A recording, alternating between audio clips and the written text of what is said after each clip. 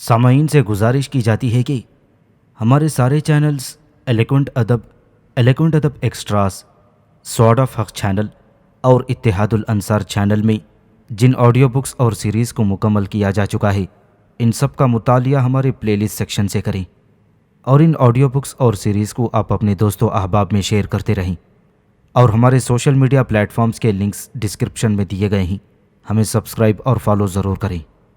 جزاک اللہ۔ بسم اللہ الرحمن الرحیم۔ صدیوں کا مسافر، وقت کی کہانی، صدیوں کے مسافر کی زبانی، ازل سے ابد تک زندہ رہنے والے ایک انوکھے دیداور کی داستان۔ مصنف M.A. راحت۔ ایپیسوڈ 70۔ دوسرے دن صبح کو البرٹو اپنے ساتھیوں کے ہمراہ طویل اور پرعزم سمندری سفر کے لیے روانہ ہو گیا تھا۔ البرٹو نے مجھے بتایا تھا کہ وہ ایک تجربے کار اور منجھا ہوا جہاز راں ہے اور اس نے اپنی زندگی میں کئی بحری مہمات سر کی ہیں، اس لیے اسے یقین ہے کہ وہ بخیر و عافیت اپنے وطن پہنچ جائے گا۔ جہاز کی روانگی میں بھی تھوڑی دیر باقی تھی کہ اچانک البرٹو کو اینٹونیو کا خیال آیا، جسے اس نے گزشتہ رات سے نہیں دیکھا تھا۔ اس نے مجھ سے اور نارو سے اینٹونیو کے بارے میں معلوم کیا، لیکن ہم دونوں نے لا علمی کا اظہار کیا۔ اس نے کئی آدمیوں کو اینٹونیو کی تلاش میں بھیجا، لیکن ظاہر ہے کہ اینٹونیو کہاں مل سکتا تھا۔ بالآخر البرٹو کے جہاز نے لنگر اٹھائی اور وہ اپنے سفر پر روانہ ہو گیا۔ سیاہ فاموں کی ایک بڑی تعداد اپنے ساتھ بھاری مقدار میں سونا لیے ہوئے البرٹو کے ہمراہ تھی، اور میں نے سارے سیاہ فاموں کو بہت اچھی طرح سمجھا دیا تھا کہ جو کچھ البرٹو جانتا ہی وہ نہیں جانتے، اس لیے ان کے لیے لازم ہے کہ البرٹو کے ہر حکم کی بلا چونچرا تعمیل کرے۔ تمام سیاہ فاموں نے برضا اور رغبت اس بات کا وعدہ کیا کہ وہ البرٹو کے وفادار رہیں گے اور اس کے احکام کی پابندی کریں گے۔ البرٹو کو گئے ہوئے کوئی ایک ہفتہ گزر چکا تھا پروفیسر۔ نئے آنے والے سیاہ فاموں کو باقاعدہ طور پر قبیلے میں شامل کر لیا گیا تھا اور انہیں وہ سارے حقوق دے دیے گئے تھے جو قبیلے کے دوسرے لوگوں کو حاصل تھی۔ اب وہ آہستہ آہستہ اسی قبیلے کا ایک جزو بنتے جا رہے تھے۔ مجھے اس قبیلے کے لوگوں کے ساتھ رہتے ہوئے 10 سال سے زیادہ کا عرصہ گزر چکا تھا۔ میرے سامنے کے بوڑھے مر چکے تھے، جوان بوڑھے ہو چکے تھے اور بچے جوان ہو رہے تھے۔ آہستہ آہستہ میں اس ماحول کی یکسانیت سے اکتا چکا تھا اور میرا جی چاہنے لگا تھا کہ اب میں کہیں اور کا رخ کروں، کوئی نئی دنیا، کوئی نیا جہان تلاش کروں، کیونکہ میری زندگی کا مقصد ہی یہی تھا۔ میں کسی ایک جگہ پر جم کر ہمیشہ کے لیے نہیں رہ سکتا تھا۔ لیکن مشکل یہ تھی پروفیسر کہ یہ لوگ اتنے سیدھے سادھے اور معصوم تھے کہ میں ان لوگوں کو اچانک اپنی جدائی کا داغ دے کر غائب نہیں ہونا چاہتا تھا۔ یہ لوگ مجھ سے والہانہ محبت کرتے تھے اور مجھے اس بات کا پورا اندازہ تھا کہ میری اچانک گمشدگی ان کے لیے گہرے جذباتی صدمے کا باعث بن جائے گی۔ اس لیے میں چاہتا تھا کہ کوئی ایسا راستہ اختیار کروں کہ میں ان لوگوں سے جدا بھی ہو جاؤں اور یہ لوگ میری جدائی کو ہنسی خوشی گوارا بھی کر لیں۔ کئی دن تک میں اسی کشمکش میں لگا رہا۔ بالآخر ایک نہایت عمدہ تدبیر میرے ذہن میں آ گئی۔ میں نے نارو اور پالش اور قبیلے کے بعض سرکردہ لوگوں کو ایک شام اپنے پاس بلایا اور ان سے مخاطب ہو کر کہا، سنو لوگوں، میں تمہیں ایک خوشخبری سنانا چاہتا ہوں، اور وہ خوشخبری یہ ہے کہ شکان دیوتا نے، جس نے پہلے ہی مجھے اتنی بہت سی قوتیں دے رکھی ہیں اور میرے درجات کو بلند کیا ہے، میرے حال پر ایک بار پھر نظر عنایت کی ہے۔ مجھے شکان دیوتا کا حکم ملا ہے کہ میں بستی سے دور کہیں گھنے جنگلوں یا پہاڑوں کے غاروں میں بیٹھ کر پوری دل جمی اور یکسوئی کے ساتھ اس کی عبادت کروں اور اس سے لو لگاؤں۔ شکان دیوتا اس کڑی عبادت و ریاضت کے عوض مجھے کچھ اور غیر معمولی طاقتیں عطا کرے گا، لیکن اس کے لیے شرط یہ ہوگی کہ میں بالکل تنے تنہا اس وقت تک اس کی عبادت کرتا رہوں جب تک کہ وہ مجھے ترک عبادت کا حکم نہ دے دے۔ شکان دیوتا نے عبادت کے عرصے کا تعین نہیں کیا ہے، چنانچہ یہ عرصہ 1 ماہ کا بھی ہو سکتا ہے اور 1 سال کا بھی۔ میں خود اس کے بارے میں کچھ نہیں کہہ سکتا۔ اس لیے اے میرے لوگوں، شکان دیوتا کی خوشنودی کی خاطر کل میں یہ بستی چھوڑ دوں گا اور دور گھنے جنگلوں میں نکل جاؤں گا۔ میں کب واپس آؤں گا اس بارے میں خود نہیں جانتا، بس یوں سمجھ لو کہ جب شکان دیوتا کا حکم ہوگا تو میں پھر واپس آ جاؤں گا۔ جب تک اس کا حکم نہیں ہوگا اس وقت تک میں نہیں آ سکتا، اور مجھے امید ہی نہیں بلکہ یقین ہے کہ میری عدم موجودگی میں نارو قبیلے کے معاملات کو اچھی طرح دیکھ بھال کر سکے گی اور کسی کو شکایت کا موقع نہیں دے گی۔ اتنا کہہ کر میں خاموش ہو گیا اور اپنے سامنے بیٹھے ہوئے لوگوں کے چہروں کے تاثرات کا جائزہ لینے لگا۔ وہ سب کے سب بالکل خاموش بیٹھے ہوئے تھے۔ نارو کے چہرے پر گہری سنجیدگی چھائی ہوئی تھی۔ بوڑھا ڈاکم، جسے ایک طبیب ہونے کی وجہ سے قبیلے میں ایک خاص مقام حاصل تھا، خاموش بیٹھا اپنی کالی کالی آنکھوں سے مجھے بغور دیکھے جا رہا تھا، اور قبیلے کے دوسرے برگزیدہ لوگ بھی خاموش بیٹھے ہوئے تھے۔ بالآخر نارو نے ہی خاموشی کو توڑا۔ اس کا مطلب یہ ہے ٹیابو کہ تم ایک نامعلوم مدت کے لیے ہم لوگوں سے جدا ہونے والے ہو۔ صرف شکان دیوتا ہی جانتا ہے کہ وہ مدت کتنی لمبی ہوگی، لیکن تمہاری عدم موجودگی کا ہم سب کو گہرا صدمہ ہوگا۔ تمہارے ہم تمام لوگوں پر بہت احسانات ہیں۔ تم نے ہماری زندگیوں کو بہتر بنانے کے لیے بہت کچھ کیا ہے، اور تمہاری جدائی ہمیں بہت شاق گزرے گی۔ کیا ایسا نہیں ہو سکتا کہ تم بستی میں رہتے ہوئے کسی الگ تھلگ جھونپڑے میں بیٹھ کر شکان دیوتا کی عبادت کر لو؟ تمہاری قربت کا احساس ہی ہماری ہمتوں کو بلند کرنے کے لیے کافی ہوگا۔ اگر ایسا ہو سکتا نارو، تو ظاہر ہے میں کبھی قبیلے اور بستی سے باہر جانا پسند نہیں کرتا، لیکن مجبوری یہ ہے کہ شکان دیوتا کا حکم ہے کہ میں بستی کے باہر دور تنہائیوں میں کہیں جا کر ریاضت کا فریضہ انجام دوں، اور ظاہر ہے کہ میں شکان دیوتا کے حکم سے سرتابی نہیں کر سکتا۔ تم ٹھیک کہتے ہو ٹیابو، نارو نے تھکی ہوئی آواز میں کہا۔ جو شکان دیوتا کی مرضی ہوگی وہی ہم سب لوگوں کی مرضی ہوگی، اس میں کسی کو سرتابی کی ہمت نہیں۔ باقی تمام لوگوں نے بھی نارو کے خیالات کی تائید کی، اور اس طرح گویا مجھے بستی سے جانے کا پروانہ مل گیا تھا۔ میں کل صبح یہاں سے روانہ ہو جاؤں گا، میں نے کہا۔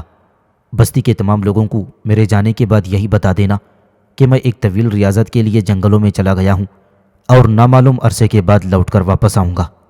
میرا خیال ہے کہ وہ لوگ اس جواب سے مطمئن ہو جائیں گے، اور کسی کو اس بات کی اجازت نہ دینا کہ میرا پیچھا کرنے کی کوشش کرے، ورنہ شکان دیوتا سخت ناراض ہوگا۔ تم اطمینان رکھو ٹیابو، نارو نے کہا، کوئی تمہارا پیچھا نہیں کرے گا۔ دوسرے دن نارو، پالش اور وہ تمام لوگ جو کل شام کو میرے پاس موجود تھے اور جن کے سامنے میں نے اپنے جانے کی بات کہی تھی، صبح صبح میرے پاس آ گئے۔ نارو میرے لیے کھانے پینے کی بہت سی چیزیں لے کر آئی تھی، اور اس کا اصرار تھا کہ میں راستے کے لیے ان چیزوں کو ساتھ لے کر جاؤں۔ میں نے اس کا دل رکھنے کی خاطر ان ساری چیزوں کو اپنے پاس رکھ لیا۔ تھوڑی دیر کے بعد میں نے ان لوگوں سے اجازت لی۔ وہ سب کے سب بستی کی آخری حدود تک میرے ساتھ آئی، اور پھر میں نے انہیں مزید آگے آنے سے منع کر دیا اور ان سے کہا کہ اب وہ واپس لوٹ جائیں، اور ان میں سے ہر شخص باری باری مجھ سے بغل گیر ہوا، اور اس کے بعد وہ بستی کی طرف لوٹ گئے اور میں آگے بڑھ گیا۔ میں دنوں، ہفتوں اور مہینوں افریقہ کے گھنے جنگلوں میں میلوں میل تک کا سفر طے کرتا رہا۔ اس طویل اور دلچسپ سفر کے دوران مجھے ایسی چیزیں دیکھنے کو ملی جو میں نے اس سے پہلے کبھی نہیں دیکھی تھیں۔ انواع و اقسام کے جانور، عجیب و غریب قسم کے پرندے، رنگا رنگ مناظر۔ غرض ہے کہ یہ ایک بالکل نئی دنیا تھی جس کے وسیع آفاق میری نظروں کے سامنے کھلے پڑے تھے۔ ایسی دنیا جس کے بہت بڑے حصے میں کسی انسان نے آج تک قدم نہیں رکھا تھا۔ اجنبیوں کی تو بات ہی کیا، مجھے جگہ جگہ لیکن بہت دور دور تک انسانی آبادیاں بھی ملی تھیں۔ سیاہ فام، ننگ دھڑنگ آدم خوروں کی بستیاں آج بھی پتھر کے زمانے کی زندگی گزار رہے تھے، لیکن میں ان بستیوں سے بچتا بچاتا، چھپتا چھپاتا اپنا سفر طے کرتا چلا جا رہا تھا۔ اس کی وجہ یہ تھی پروفیسر کہ میں فی الحال انسانوں کے درمیان رہنا نہیں چاہتا تھا۔ ایک طویل عرصہ ہو گیا تھا مجھے انسانوں کے درمیان رہتے ہوئے، اور اب میں کچھ عرصے انسانوں کے بغیر گزارنا چاہتا تھا۔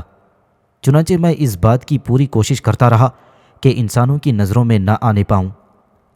2 جگہوں پر تو ایسا ہوا تھا پروفیسر کہ جنگلی وحشیوں نے میری جھلک دیکھ لی اور وہ اپنے پتھر، لکڑی اور ہڈی کے ہتھیار سنبھال کر میری طرف دوڑ پڑی تھی، لیکن ایک جگہ تو میں نے گھنے درختوں کے پتوں میں چھپ کر خود کو ان کی نظروں سے بچایا۔ عجیب و غریب علاقہ تھا پروفیسر۔ میں نے اپنی زندگی میں اتنے زیادہ سانپ نہیں دیکھے تھے جتنے یہاں تھے۔ ہر درخت پر 20 سانپ لٹکے ہوئے نظر آ رہے تھے۔ ان میں سے بعض بالکل سیاہ اور نہایت زہریلے تھے۔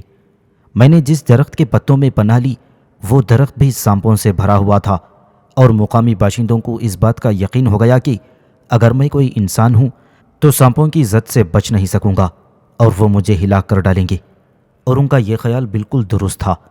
میرے درخت پر چڑھتے ہی کئی سانپ میرے جسم سے لپٹ گئے اور انہوں نے خوب جی بھر کر مجھے ڈسنے کی کوشش کی، لیکن نتیجہ ظاہر ہے، جنگلیوں کا جو گروہ میرے تعاقب میں آیا تھا وہ کافی دیر تک درخت کے نیچے کھڑے ہو کر سانپوں کی بھاگ دوڑ کو دیکھتا رہا۔ کئی سانپ درخت کے بالکل مختلف حصوں سے بھاگ بھاگ کر اس طرف آ رہے تھے جدھر میں پناہ گزین تھا۔ میں جنگلیوں کی گفتگو بھی صاف طور پر سن رہا تھا۔ وہ کہہ رہے تھے کہ میں اگر کوئی انسان ہوں تو ابھی ذرا دیر میں درخت سے نیچے گر جاؤں گا، لیکن جب بہت دیر گزرنے کے بعد بھی میں نیچے نہیں گرا تو وہ پھر واپس چلے گئے۔ اسی طرح دوسری مرتبہ مجھے اپنے آپ کو جنگلیوں سے بچانے کی خاطر ایک ایسی پرشور ندی میں چھلانگ لگا دینی پڑی تھی جو نہایت خطرناک قسم کے مگرمچھوں سے بھری ہوئی تھی۔ میرے ندی میں چھلانگ لگاتے ہی چاروں طرف سے مگرمچھوں نے یورش کر دی اور بہت سے مگرمچھ جو ندی کے کنارے خشکی پر لیٹے ہوئے تھے جلدی جلدی پانی میں کود کود کر میری طرف دوڑ پڑے۔ میرے تعاقب میں آنے والے حبشی ندی کے کنارے ہی رک گئے تھے۔ انہوں نے مجھے اچھی طرح دیکھ لیا تھا اور وہ آپس میں چیخ چیخ کر ایک دوسرے سے کہہ رہے تھے، اس پیلے رنگ کے آدمی کو جانے نہ دینا۔ جب میں نے مگرمچھوں سے بھری ہوئی ندی میں چھلانگ لگا دی تو انہوں نے تیر کمانوں کے ذریعے میرا شکار کرنا چاہا، لیکن میں اس اثنا میں ندی کے اندر غوطہ لگا چکا تھا۔ چاروں طرف سے بڑھتے ہوئے مگرمچھ بھی زیر آب آ گئے تھے اور مجھ پر دوڑ پڑی، لیکن میرے قریب آنے پر وہ ایک ایک کر کے واپس لوٹ گئی۔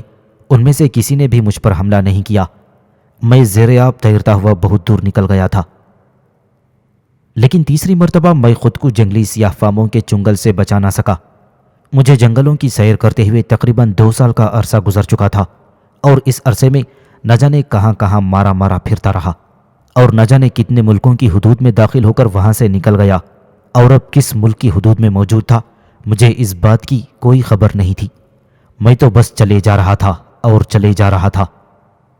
وہ ایک گرم سہ پہر تھی اور میں ایک ایسے گھنے جنگل میں سے گزر رہا تھا جہاں زیادہ تر چھوٹے چھوٹے درخت تھے، لیکن ان کے پتے اس قدر بڑے بڑے تھے کہ میں نے اپنی زندگی میں اتنے بڑے پتے کبھی نہیں دیکھے۔ ایک ایک پتے کے پیچھے پورا پورا آدمی چھپ کر بیٹھ سکتا تھا۔ میں اپنی دھن میں مگن چلا جا رہا تھا کہ اچانک کوئی چیز مجھ پر گر پڑی۔ میں نے سنبھلنے کی کوشش کی، لیکن اس سے پہلے ہی میں درختوں کی چھالوں سے بنی ہوئی نہایت مضبوط ڈوریوں کے جال میں جکڑا جا چکا تھا۔ جال کے پھندے کستے چلے گئے اور میں نے خود کو حالات کے رحم و کرم پر چھوڑ دیا۔ میں دیکھنا چاہتا تھا کہ میرے دشمن کون ہیں اور ان کی کیا منشا ہے۔ وہ بڑے بڑے پتوں کے پیچھے سے نکل کر آ گئے۔ ان کی تعداد تقریباً 20 تھی۔ ان کے قد چھوٹے تھے اور رنگ توے کی طرح سیاہ تھا، اور انہوں نے اپنے چہروں کو طرح طرح کے رنگوں سے رنگ رکھا تھا۔ یہ انہی میں سے ایک ہے۔ یہ ضرور سفید فاموں کا ساتھی ہے جو ہمارے آدمیوں کو پکڑ کر لے گئے ہیں۔ شاید یہ باقی لوگوں سے بچھڑ کر راستہ بھٹک گیا ہے۔ اسے زندہ نہ چھوڑنا، مار ڈالو اسے۔ وہ سب کے سب بری طرح چیخ رہے تھے۔ مجھے اس صورتحال کو سمجھنے میں دیر نہیں لگی۔ سفید فاموں کا کوئی گروہ اس علاقے کی طرف آیا ہوگا اور یہاں سے کچھ آدمیوں کو پکڑ کر لے گیا ہوگا، جس کی بنا پر ان کے دلوں میں سفید فاموں کے خلاف سخت نفرت بیٹھ گئی تھی۔ انہوں نے میرے جسم کی انوکھی رنگت کے باعث مجھے بھی سفید فاموں کا ساتھی سمجھا، اور اب یہ لوگ میری ہلاکت کے در پے تھے۔ انہوں نے جال کی ڈوریاں اور بھی کھینچیں اور مجھے اور بھی سختی سے کس دیا۔ میں نے کوئی مزاحمت نہیں کی۔ اس کے بعد وہ لوگ میرے قریب آ گئے اور مجھے غور سے دیکھنے لگے۔ اسے دلدل کی طرف لے چلو، ان میں سے کسی نے کہا، اس کے لیے وہی بہترین جگہ ہے۔ دلدل کی طرف لے چلو، ہاں دلدل کی طرف لے چلو۔ کئی آوازیں ایک ساتھ بلند ہوئیں اور وہ لوگ مجھے کسی مویشی کی طرح کھینچتے ہوئے ایک طرف روانہ ہو گئے تھے۔ میں خاموشی سے ان کے ساتھ چلتا رہا۔ میں دیکھنا چاہتا تھا کہ وہ لوگ میرے ساتھ کیا سلوک کرتے ہیں۔ ہمارا سفر زیادہ طویل نہیں تھا۔ گھنے درختوں کے جنگل سے نکل کر ہم ایک کھلے ہوئے علاقے میں پہنچ گئے تھے، اور پھر میرے سامنے ایک ہیبت ناک منظر تھا۔ ایک چھوٹے سے میدان کے بعد گہرے بھورے رنگ کی لامتناہی دلدل کا سلسلہ پھیلا ہوا تھا۔ اس دلدل کا آخری سرا بھی نظر نہیں آ رہا تھا۔ نہ جانے یہ دلدل کتنی وسیع و عریض تھی، اور اس میں سے بوق بوق کی ہلکی ہلکی آوازیں سنائی دے رہی تھیں، اور جگہ جگہ سے بھاپ نکل رہی تھی۔ ایک بہادر سے بہادر انسان کے لیے بھی یہ وحشتناک منظر انتہائی دل دہلا دینے والا تھا۔ مجھے معلوم تھا کہ ایک مرتبہ دلدل میں پھنس جانے والا انسان کسی طرح بھی پھر اس میں سے باہر نہیں نکل سکتا۔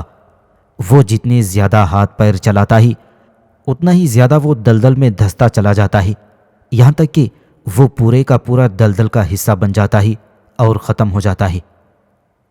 ان لوگوں نے پہلے تو مجھے زمین پر گرا دیا اور پھر 2 آدمیوں نے میری ٹانگیں پکڑی اور 2 نے میرے ہاتھ پکڑے اور مجھے جھولے کی طرح جھلانے لگے۔ ان کے جھولوں میں دم بدم تیزی آ رہی تھی اور وہ اپنی ساری قوت استعمال کر کے مجھے جھلا رہے تھے۔ میں نے اپنے جسم کو ڈھیلا چھوڑ دیا تھا اور میں قطعاً کوئی مزاحمت نہیں کر رہا تھا۔ اب تیار ہو جاؤ، ایک شخص نے جو میرے ہاتھ پیر پکڑنے والوں میں سے شامل نہیں تھا زور سے بولا۔ ہم تیار ہیں، میرے ہاتھ پیر پکڑنے والے 4 افراد نے ایک زبان جواب دیا تھا اور اس کے ساتھ ہی ان کی حرکتوں میں تیزی آ گئی۔ پھینکو، اسی شخص نے چند لمحوں کے بعد زور سے چیخ کر کہا اور اس کے ساتھ ہی ان 4 نے مجھے زور سے جھلا کر اپنی پوری طاقت سے دلدل کی طرف اچھال دیا۔ میرا جسم اب بھی ان کے جال کی ڈوریوں سے جکڑا ہوا تھا اور وہ لوگ میری خاطر اپنی ایک جال کی قربانی دینے کے لیے تیار ہو گئے تھے۔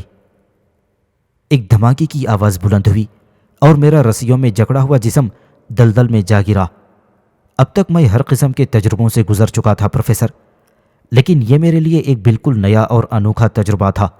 اس سے پہلے میں برسوں تک پانی میں رہا، زیر زمین دفن رہا، ہزاروں مرتبہ آگ میں جلا، مجھے بلندیوں سے نیچے گہرائیوں میں دھکیلا گیا تھا، لیکن دلدل میں پھینکے جانے کا تجربہ مجھے اپنی طویل زندگی میں پہلی بار ہو رہا تھا۔ میرا پہلا احساس یہ تھا کہ میں نیم گرم کیچڑ میں غسل کر رہا ہوں۔ میں نے اپنی آنکھیں بند کر لیں اور بدن کو بالکل ڈھیلا چھوڑ دیا۔ میں اب ایک طویل نیند کے لیے تیار تھا۔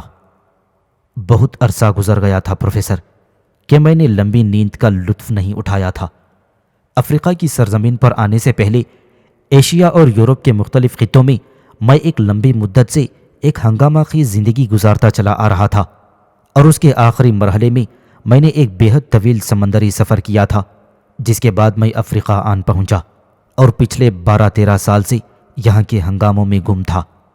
اب میرے جسم کو نیند اور سکون کی ضرورت تھی، ایک ایسی طویل نیند جو برسوں یا صدیوں پر مشتمل ہو اور جس کے دوران میرے اعضاء مکمل طور پر آرام کر سکیں۔ چنانچہ میں نے اپنے آپ کو دلدل کے حوالے کر دیا۔ میرا جسم دھیرے دھیرے دلدل میں ڈوبتا چلا گیا، میری آنکھیں بند تھیں اور میں دلدل میں اندر ہی اندر ڈوبتا چلا جا رہا تھا۔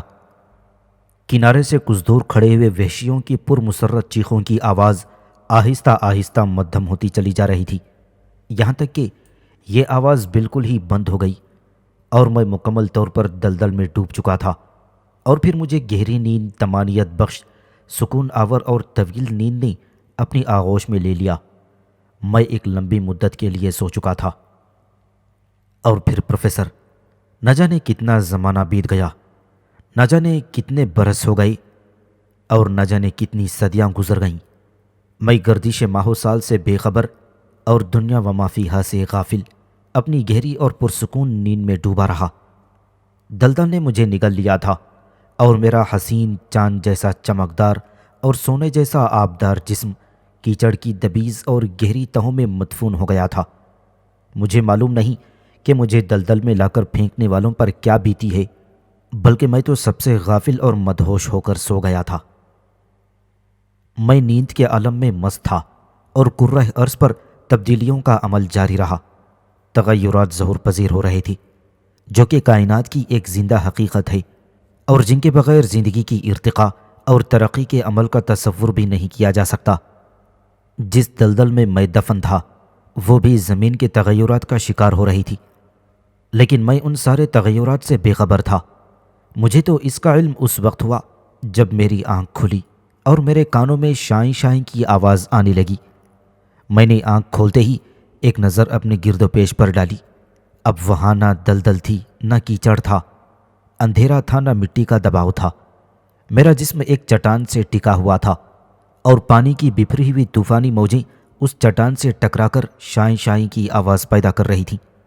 یہ چٹان پانی کے اندر تھی اور میرا جسم بھی پانی میں ڈوبا ہوا تھا۔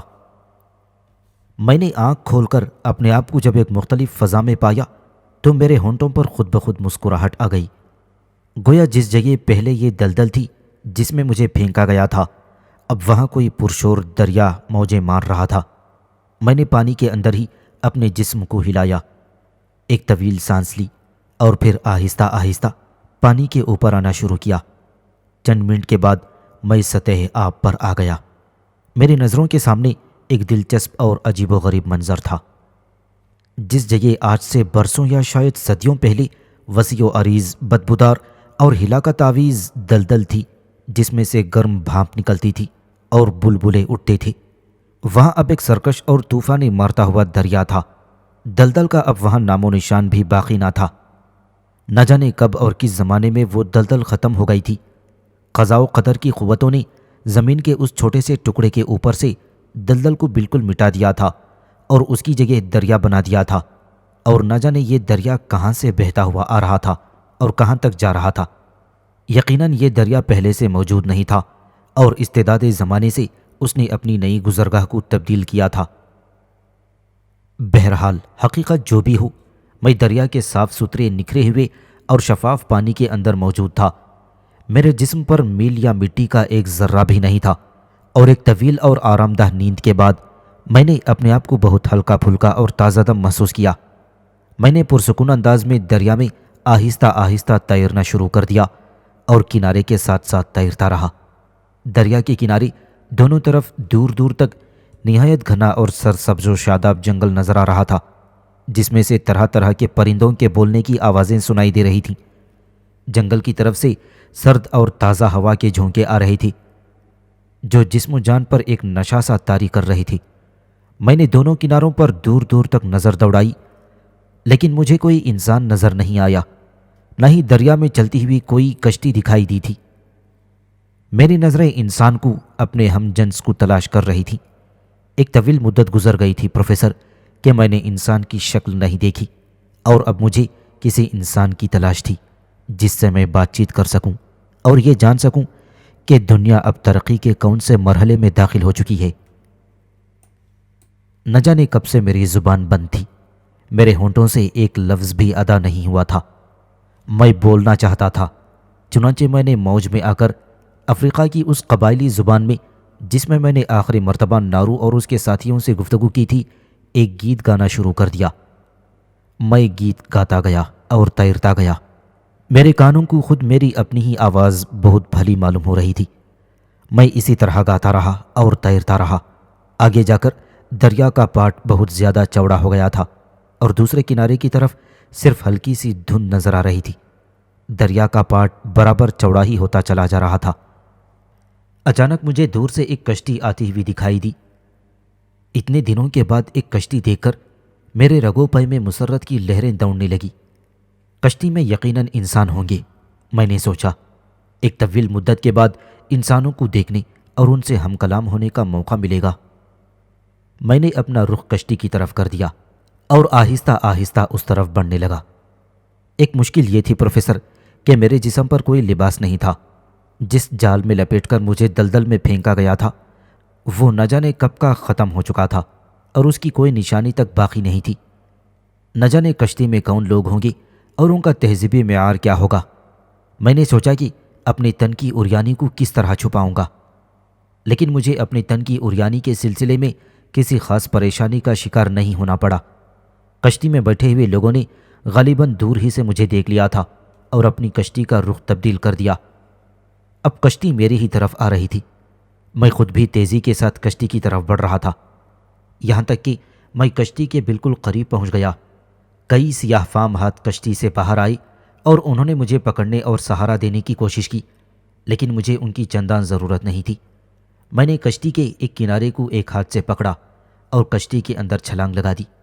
دوسرے ہی لمحے میں کشتی کے اندر تھا۔ کشتی میں 5 افراد تھے، ان میں سے 3 مرد تھے اور 2 عورتیں تھیں۔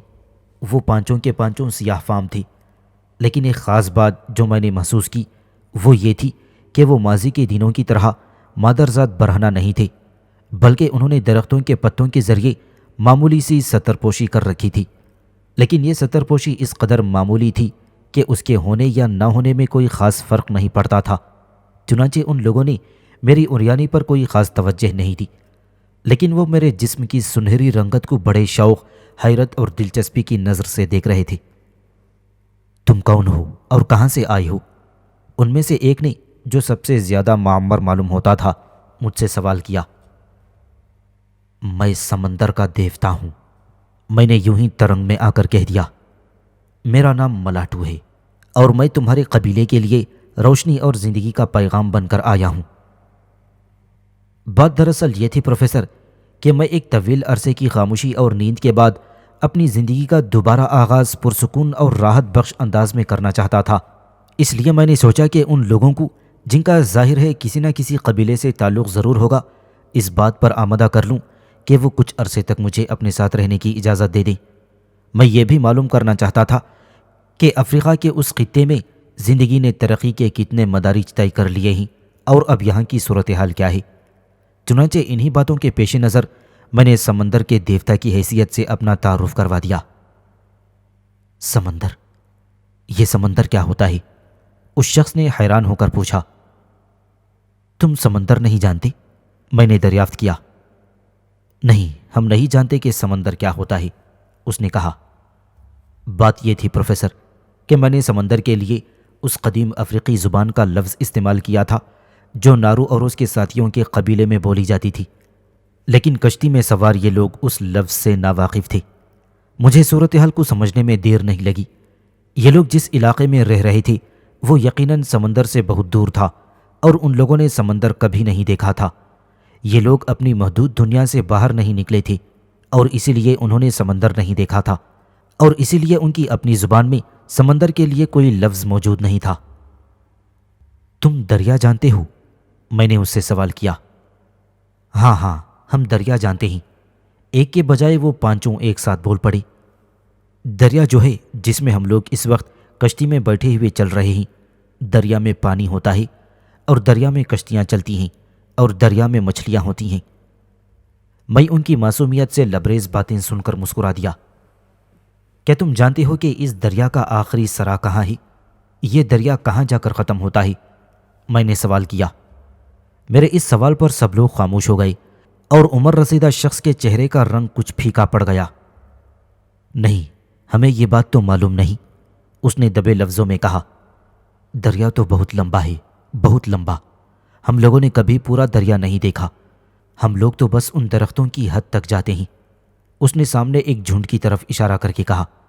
ہم نے سنا ہے کہ اس سے آگے بدروحوں کی بستی ہے، اور جو کوئی بھی درختوں کے جھنڈ کی اس حد کو پار کرتا ہے اسے بدروہیں کھا جاتی ہیں۔ پچھلے برسات کے موسم میں قبیلے کے 3 نوجوانوں نے ہم سب کے منع کرنے کے باوجود اس حد کو پار کرنے کی کوشش کی تھی، لیکن ان تینوں میں سے کوئی بھی زندہ واپس نہیں آ سکا، بلکہ ان کی کوئی خبر ہی نہیں ملی تھی۔ میں تمہیں بتاتا ہوں، میں نے کہا، اور بدروحوں کی بستی والی بات کو صاف نظر انداز کرتے ہوئے کہا۔ تم ٹھیک کہتے ہو کہ یہ دریا بہت لمبا ہے، در حقیقت یہ بہت ہی لمبا ہے، اتنا لمبا کہ تم اس کے بارے میں سوچ بھی نہیں سکتے، اور جہاں جا کر اس کی لمبائی ختم ہو جاتی ہے وہاں ایک بہت بڑا اور بہت ہی بڑا، اس دریا سے لاکھوں گنا بڑا ایک دریا ہے۔ تمہارا یہ دریا اسی دریا میں جا کر گرتا ہے اور ختم ہو جاتا ہے۔ تمہاری دریا کی آخری حد وہی ہے، اور اس بڑے دریا کو سمندر کہتے ہیں۔ اس کا کوئی کنارہ نہیں ہوتا۔ جس طرح تمہارے اس دریا میں کشتیاں چلتی ہیں، اسی سمندر میں بڑے بڑے جہاز چلتے ہیں، اور میں اسی سمندر کا دیوتا ہوں، اور تم لوگوں کے ساتھ کچھ عرصہ رہنے کے لیے آیا ہوں تاکہ تمہیں خوشیاں دے سکوں۔ اے سمندر کے دیوتا، یہ جہاز کیا ہوتا ہے؟ معمر شخص نے سوال کیا۔ میں انہیں کافی دیر تک جہاز، سمندر اور دوسری دنیا کے بارے میں بتاتا رہا، اور وہ آنکھیں پھاڑے میری باتیں سنتے رہی اور میری شکل دیکھتے رہی۔ نہ معلوم انہیں میری باتوں کا یقین آ رہا تھا کہ نہیں، بہرحال ان کی دلچسپی حد سے زیادہ بڑھ گئی تھی۔ سب سے بڑی بات یہ تھی کہ میں انہی کی زبان میں گفتگو کر رہا تھا۔ وہ لوگ میری گفتگو کے سحر میں گرفتار تھے، اور میں ان سے دنیا جہاں کی باتیں کر رہا تھا۔ آخر تھوڑی دیر کے بعد میں خاموش ہو گیا تاکہ انہیں بھی بولنے کا موقع دوں۔ اچھا تو یہ ہوتا ہے سمندر، معمر آدمی نے کہا جس نے دوران گفتگو اپنا نام ٹانگ کر بتایا تھا۔ اور تم اس سمندر کے دیوتا ہو؟ کیا تم بہت طاقتور ہو؟ میں سمندر کا دیوتا ہوں، سمندر میں سے نکل کر آ رہا ہوں اور بہت طاقتور ہوں، میں نے مسکرا کر جواب دیا۔ کیا تم زمباٹ والوں سے بہت زیادہ طاقتور ہو؟ ٹانکر نے مجھ سے پوچھا۔ کیا تم ہمیں زمباٹ والوں کے ظلم و تشدد سے نجات دلا سکتے ہو؟ زمباٹ والے کون ہیں اور تم لوگوں کو ان سے کیا شکایت ہے؟ میں نے دریافت کیا۔ ہمارے قبیلے کا نام تاتک ہے، ٹانکر نے جواب دیا۔ ہمارا قبیلہ بڑا نہیں ہے اور یہ دریا کے کنارے گھنے جنگل کے اندر آباد ہے۔ ابھی ہم تمہیں وہیں لے کر چلیں گے، تم خود دیکھ لو کہ ہمارا علاقہ کتنا سرسبز اور خوبصورت ہے۔ وہاں شکار کی کوئی کمی نہیں اور ہمارے مویشیوں کے لیے گھاس اور چارہ بھی بہت ہے۔ ہمارے قبیلے کے پڑوس میں زمپاٹ کا قبیلہ آباد ہے۔ زمپاٹ قبیلہ بہت بڑا اور طاقتور ہے۔ اس قبیلے میں ایک جادوگر ہے جس کا نام بولام ہے، وہ بہت طاقتور اور خطرناک جادوگر ہے۔ ہمارے قبیلے میں کوئی جادوگر اس کی ٹکر کا موجود نہیں ہے۔ اس قبیلے والے اکثر ہمارے تاتک قبیلے پر حملہ کرتے رہتے ہیں اور ہمارے مویشیوں کو ہنگا کر لے جاتے ہیں۔ چونکہ وہ لوگ تعداد میں بہت زیادہ ہیں اس لیے وہ ہم پر غالب آ جاتے ہیں اور ہم ان کا کچھ نہیں بگاڑ سکتے۔ ان کا سردار کوبا ہمارے قبیلے کو سخت ناپسند کرتا ہے۔ وہ اور بولام دونوں ہی تاتک قبیلے کے دشمن ہیں اور اکثر و بیشتر ہمیں نقصان پہنچاتے رہتے ہیں۔ اگر تم سچ مچ کے دیوتا ہو، اور مجھے یقین ہے کہ تم دیوتا ہو کیونکہ تمہارے بدن کی رنگت غیر معمولی ہے اور یہ ہم سب سے مختلف ہے، اور تمہارے بالوں کا رنگ بھی ہم سے مختلف ہے، تو کیا تم زمپاٹ والوں کے ظلم و تشدد سے ہمیں نجات دلاؤ گی؟ ہم لوگ ان کے ہاتھوں اور پریشان نہیں ہونا چاہتے۔ تو یہ صورتحال تھی پروفیسر۔ میں نے اندازہ لگایا کہ افریقہ کے ان گھنے جنگلوں میں آباد لوگوں کی طرز زندگی میں کوئی نمایاں تبدیلی نہیں آئی تھی۔ وہی الگ الگ قبیلوں میں بٹی ہوئی زندگی ہے، وہی قبیلے داری، منافرتیں اور وہی طاقتور اور کمزوروں کا جھگڑا۔ البتہ ٹانکر کی زبانی مجھے یہ سن کر خوشی ہوئی کہ ان لوگوں نے مویشی پالنا سیکھ لیا ہے۔ نہ جانے یہ لوگ اور بھی کچھ کرتے ہیں یا نہیں۔ یہ سوال اچانک میرے ذہن میں پیدا ہوا اور پھر میں نے غیر متعلق سوال ٹانکر سے کر ڈالا۔ کیا تم لوگ زراعت سے واقف ہو؟ زراعت؟ اس نے حیرت سے کہا، زراعت کیا ہوتا ہے؟ میرا مطلب ہے کہ تم لوگ زمین میں بیج ڈال کر اس سے پودے اگاتے ہو۔ زمین سے پودے، درخت اور گھاس اگانا تو دیوتا کا کام ہے، اس نے معصومیت سے جواب دیا۔ ہم بھلا یہ کام کیسے کر سکتے ہیں؟ تمہارے قبیلے کا سردار کون ہے؟ ہمارے قبیلے کا سردار دامچک ہے، ٹانکر نے کہا۔ اور اے ملاٹو دیوتا، ہمارا سردار بہت نیک دل انسان ہے۔ وہ اپنے قبیلے کے تمام لوگوں سے بہت محبت کرتا ہے اور ہمیشہ ان کے کام آتا ہے، لیکن اس کا سکون بھی زمپاٹ والوں نے غارت کر رکھا ہے۔ زمپاٹ والے جب چاہتے ہیں ہمارے قبیلے پر حملہ کر دیتے ہیں۔ وہ ہمارے جھونپڑوں کو بھی تہس نہس کر دیتے ہیں، ہمارے آدمیوں کو ہلاک کر دیتے ہیں اور ہمارے مویشی لے جاتے ہیں۔ ہمارے سردار دامچک نے کئی مرتبہ زمپاٹ والوں کے پاس صلح کے ایلچی بھیجے اور ان سے درخواست کی کہ وہ خون خرابے کا سلسلہ ختم کر کے ہمارے ساتھ امن و سکون کی زندگی گزاریں۔ دامچک اس کے لیے بھی تیار تھا کہ زمپاٹ والوں کو اس کے مطالبے کے مطابق مویشی دے دیں، لیکن زمپاٹ قبیلے کے سردار کوبا اور جادوگر بولام نے ہمیشہ دامچک کی پیشکش کو رد کر دیا اور پھر ہمارے ایلچیوں کو مار پیٹ کر بھگا دیا۔ تب سے دامچک بہت پریشان ہے اور بیمار رہنے لگا ہے۔ ہم لوگوں کو ڈر ہے کہ وہ کہیں کسی دن مر نہ جائے۔ تم بے فکر ہو جاؤ، میں نے ٹانکر سے کہا۔ اب زمپاٹ والے تم دونوں پر حملہ نہیں کریں گے، اور اگر وہ حملہ کرنے کی حماقت کریں گے تو انہیں ایسا سبق دیا جائے گا کہ وہ زندگی بھر اسے فراموش نہیں کر سکیں گے۔ میری اس بات نے ان تمام لوگوں کو چونکا دیا جو کشتی کے اندر موجود تھے۔ عورتیں مہربان نظروں سے مجھے دیکھنے لگیں اور مردوں کے چہروں پر مسکراہٹ دوڑنے لگی۔ اے عظیم دیوتا ملاٹو، ایک عورت نے میرے سامنے رکوع کے انداز میں جھکتے ہوئے کہا، کیا تم واقعی صحیح کہہ رہے ہو؟ کیا ہمیں زمپاٹ والوں کے شر سے سچ مچ نجات مل جائے گی؟ میں بالکل صحیح کہہ رہا ہوں، میں نے اطمینان سے جواب دیا۔ اب میں تمہارے ساتھ ہوں تو تم یقین رکھو کہ زمپاٹ والے تمہارا کچھ نہیں بگاڑ سکیں گے۔ اگر ایسا ہے تو میرے دل کو ٹھنڈک حاصل ہوگی۔ اس نے مغموم آواز میں کہا، میرا شوہر اور میرا ایک بیٹا دونوں زمپاٹ والوں کے ہاتھوں مارے جا چکے ہیں۔ مجھے ان کی جدائی کا بہت غم ہے۔ کئی بار تو میں نے چاہا کہ میں خود کو مار ڈالوں تاکہ میری روح ان کی روحوں سے ملاقات کر سکے اور جدائی کا یہ فاصلہ دور ہو جائے، لیکن میری بہنوں نے مجھے ایسا کرنے سے روک دیا۔ اب تمہیں مرنے کی ضرورت نہیں ہے نیک دل خاتون، میں نے دلاسا دیتے ہوئے کہا۔ میں تاتک قبیلے والوں کے لیے مسرت اور خوشی کا پیغام بن کر آیا ہوں۔ میرے یہ الفاظ سنتے ہی وہ پانچوں کے پانچوں میرے آگے سجدے میں گر گئے۔ انہوں نے چند لمحوں کے لیے اپنی پتواریں بھی اندر رکھ لی تھیں۔ میں نے ان سے کہا کہ مجھے سجدہ کرنے کی ضرورت نہیں ہے کیونکہ میں اس بات کو پسند نہیں کرتا۔ میرے حکم پر وہ سیدھے ہو گئے۔ تم کتنے عجیب دیوتا ہو، ٹانکر نے حیرت سے مجھے دیکھتے ہوئے کہا۔ دیوتاؤں کو تو سجدہ کیا جاتا ہے، دیوتا ہوتے ہی اس لیے ہیں کہ انہیں سجدہ کیا جائے، لیکن تم خود کو سجدہ کرنے سے ہمیں روک رہے ہو۔ بڑی عجیب بات ہے۔ ہمارے لیے بھلا اس سے بڑھ کر خوش نصیبی کی اور کیا بات ہوگی کہ ہمارے درمیان ایک جیتا جاگتا دیوتا موجود ہے۔ اب تک ہمارے قبیلے میں کسی نے دیوتا کو نہیں دیکھا ہے۔